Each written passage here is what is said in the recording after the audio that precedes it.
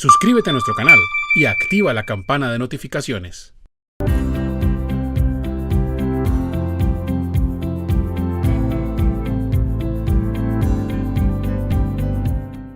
¿Qué es la CINIP 23? ¿A quiénes aplica y qué ejemplos pueden darse? Bueno, la CINIP 23 es una interpretación de la norma internacional que se aplica a las entidades del Grupo 1 y vamos a dar algunos ejemplos.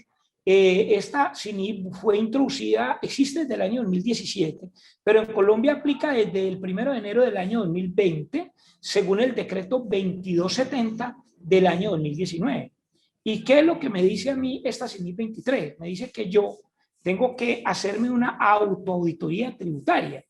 Ahora vamos a ver por qué en la práctica esta CINIP 23 en una parte termina aplicándose también a las entidades del grupo 2. Ya lo vamos a ver. ¿Por qué? Porque a pesar de que es obligatorio únicamente para el grupo 1, todas las entidades del grupo 2 también tienen que autorrevisarse, según lo ha dicho la DIAN. En el formato 2516, yo tengo que revisarme una cantidad de gastos que me tengo que rechazar, ¿no? Y siempre tendré que autoauditarme las declaraciones de renta que aún no están en firme. Entonces miremos algunos ejemplos. Dice la diapositiva: yo me debo autorrevisar mis declaraciones que no estén en firma como si yo fuera la administración de impuestos, es decir, tengo que ser tan ácido como si yo fuera la DIAN, suponiendo que seré revisado y que la DIAN tendrá acceso a toda la información. Y ojo, aunque otro auditor de la misma entidad no lo haya detectado, porque hay gente que me dice, eso, a mí nunca me han dicho nada. Ahora, yo debo realizar todas mis incertidumbres tributarias o también llamadas posiciones fiscales inciertas, ¿sí? El párrafo 8 de la NIP me dice, de la CINIP 23 me dice, revise todo lo que le puedan revisar, incluso créditos fiscales no utilizados. Por ejemplo, gente que tiene saldos a favor desde hace tiempo y ya dejó vencer los periodos para solicitarlos en devolución o no los imputan y pierden la oportunidad de solicitarlos, ¿sí? O, por ejemplo, revisar incluso las tasas fiscales y todo lo que la DIAN le puede llegar a inspeccionar, ¿sí? Es decir, cuando yo tengo, por ejemplo, saldos a favor muy antiguos, yo de una vez estoy siendo clasificado como contribuyente de alto riesgo. Pero bueno, le vamos a dar clic, por favor, los que estén en las diapositivas, le pueden dar clic a este enlace donde les voy a hacer varios ejemplos de cómo se trabaja este tema de cómo trabajamos este tema en la práctica. Aquí se lo voy a dar a los que están en Google, los que están en YouTube, les voy a dar ahí directamente el enlace. Tendrían que copiar el enlace porque no da enlace directo, copiarlo y pegarlo en su navegador. Los que están en la diapositiva solamente dale clic aquí y yo lo voy a abrir y voy a ver unos ejemplos prácticos de CINIP 23. Entonces aquí está el checklist, son más o menos 67 incertidumbres tributarias que yo tengo que revisar en todas las declaraciones de impuestos que todavía no estén en firme, que no estén en firme. Entonces, por lo menos respecto a las presunciones fiscales, tengo que revisar estas 67. Vamos a hacer un ejemplo de algunas. A ver, por ejemplo, voy a revisar, aquí dice la diapositiva, si tengo multas. Entonces, las multas, las sanciones y penalidades no son deducibles, ¿no? ¿Sí? Entonces, yo he dicho siempre en mis conferencias que esto usted no lo encuentra en una cuenta contable, no necesariamente hay una cuenta contable donde usted registra las multas. Yo siempre cuento el caso de una empresa que el gerente se pasó un semáforo en rojo y el auxiliar contable registró eso por allá en otros gastos y la empresa no se dio cuenta, como era una empresa tan grande, se lo dedujo en renta. Entonces, uno, lo primero que hace es identificar si me aplica. Lo segundo que hace es tener una evidencia y la evidencia de valor es un papel de trabajo donde usted revisa los NIT de los organismos de tránsito, CAR, DIAN y todos los organismos que puedan poner multas y sanciones contra los registros contables para verificar si se hicieron pagos a ese tipo de sociedades. Entonces, cuando uno va a hacer auditoría tributaria, con este archivo es con el que nosotros hacemos auditoría tributaria. Este mismo archivo es el que yo uso en mi curso de auditoría tributaria y se lo estoy regalando es porque yo sé que esto le puede servir. Entonces, por ejemplo, yo aquí digo, yo me tengo que rechazar 5 millones. ¿Y por qué me tengo que rechazar 5 millones? Hombre, porque encontré que ese gasto no es deducible.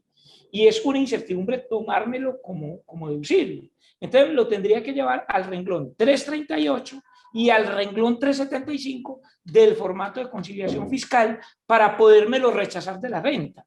¿Sí? Ahora, si usted es grupo 1, la norma le dice, ahora, hasta aquí a la columna G lo tiene que hacer todo el mundo. Pero si usted es grupo 1, usted tendría que revisar la probabilidad, o pues, le dice que revise la probabilidad de que la DIAN no le encuentre eso. O sea, si usted se atreve, o pues, a tomarse ese gasto, tiene que, por ejemplo, basarse en un concepto de un abogado de por qué eso no se lo revisaría la DIAN. Obviamente que si usted se lo rechaza, pues no necesita el concepto de abogado.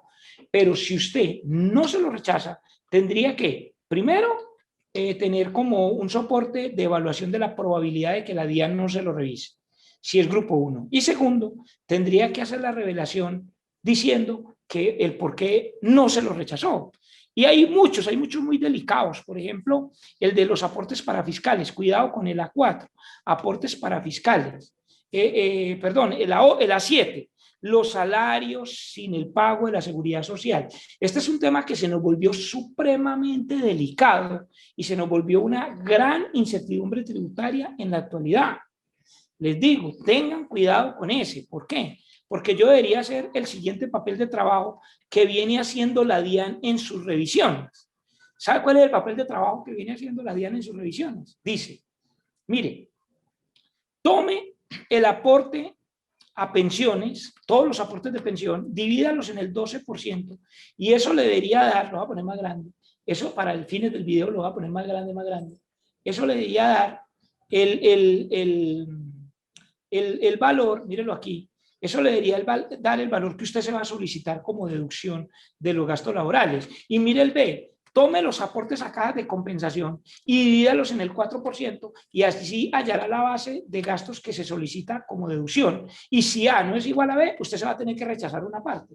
¿Y por qué es tan importante este punto? Porque la DIAN viene revisando, por ejemplo, póngale cuidado a lo que le voy a decir aquí, que los gastos, por ejemplo, aquí se lo voy a poner en la pantalla, se lo voy a dejar ahí grabado. Los gastos de mera liberalidad, los pagos a trabajadores de mera liberalidad del artículo 128 del Código Sustantivo del Trabajo, la DIAN tendrían que tener disque seguridad social según ha venido interpretando la DIAN. Entonces, aunque no superen el 1% del permitido para atenciones. Entonces, ¿qué pasa? Que todo lo que son viáticos, todo lo que es manutención, hay hasta una sentencia ya de la Corte, de la Corte Suprema de Justicia, donde dice que eso tiene que tener seguridad social y que además hace parte de la base salarial. Entonces yo tendría que mirar y cómo me rechazo. Y si no, le va a tocar poner una nota a los estados financieros. Ahora, ¿qué es lo que pasa con esto? Que en la práctica los conceptos de la DIAN se nos volvieron obligatorios, porque a nosotros nos dicen que los conceptos de la DIAN no son obligatorios sino para el funcionario, pero llega la CINIC 23 y me dice, no, es que si la DIAN tiene esa interpretación y usted no la aplica, entonces usted va a tener que poner una nota a los estados financieros, y obviamente poner una nota de esas en los estados financieros es llamar a la DIAN, es decir, venga y me revisa. Y quiero finalizar, porque el tema es que no puede ser muy largo, quiero finalizar con un último ejercicio. Ahí están todos, ahí está lo del 50% del gravamen a los movimientos financieros, está lo del 50% del ICA, todo lo que usted tiene que hacer para llevar el formato de conciliación. De hecho, este mismo archivo lo usamos en el curso de conciliación fiscal que yo dicto por ahí con algunas entidades. Este año no lo logré hacer con Actualícese por temas de tiempo, ya Actualícese tenía la agenda full, también con otros conferencistas que dictan muy bien el tema y que se lo recomendamos, los cursos de conciliación fiscal. Pero este mismo curso yo lo he dictado con varias entidades y usamos precisamente este mismo archivo. Ahora, le recomiendo mucho que tenga cuidado, ojo, que tenga cuidado para finalizar con el A3-1, que son las indemnizaciones por despido injusto. ¿Por qué? Porque si usted despidió a trabajadores por las cuarentenas del COVID en el 2020, la pregunta es, a ver, ¿por qué? A ver, les explico otra vez. Las indemnizaciones por despidos injustificados no son deducibles, no son deducibles. ¿Por qué? Porque había unos conceptos que decían que sí antes del año 2016, pero después del año 2016 se cambió el artículo 105 del Estatuto Tributario. Entonces, si usted despidió a unos trabajadores en la cuarentena, ¿Eso es deducible? Hombre, eso dependerá de lo que digan los tribunales para decir si ese despido era justificado o injustificado, porque alguien dirá, hombre, si a mí me cerraron el restaurante y a mí me tocó despedir a unos trabajadores, ese despido es justificado, entonces no me lo voy a rechazar de la renta. Otros dirán, en cambio, yo mejor me lo rechazo para evitar una sanción tributaria. Entonces, si usted se lo rechaza, por ejemplo, va a suponer que usted pagó 35 millones de pesos en indemnizaciones, usted lo llevará por la fila 190 y la 364, ¿sí? Pero si usted no se lo rechaza y es grupo 1, usted va a tener que contar con el concepto, por ejemplo, de un abogado o con una evidencia muy fuerte para decir por qué usted cree que la DIAN no se lo va a rechazar. Y además va a tener que revelar en una nota a los estados financieros diciendo el por qué usted no ajustó el renglón 190 y 364 del formato de conciliación, porque, por ejemplo, esto se nos volvió una incertidumbre tributaria. Entonces, aquí les estoy hablando de las 67 incertidumbres tributarias identificadas en Colombia a propósito de la CINIC 23, entre la que está, por ejemplo, el tema de los gastos no bancarizados, de los gastos sin factura electrónica, donde está, por ejemplo, el tema de los intereses, el tema de la subcapitalización y cada una de las 67 diferencias que obviamente uno no alcanzaría aquí sino a mencionar algunas. Esa es la respuesta a la pregunta de nuestro usuario sobre qué es la CINIC 23. La CINIC 23 es un estándar internacional que me obliga a que yo haga una auditoría tributaria o una autorrevisión tributaria por lo menos para aquellas declaraciones que todavía no están en firme,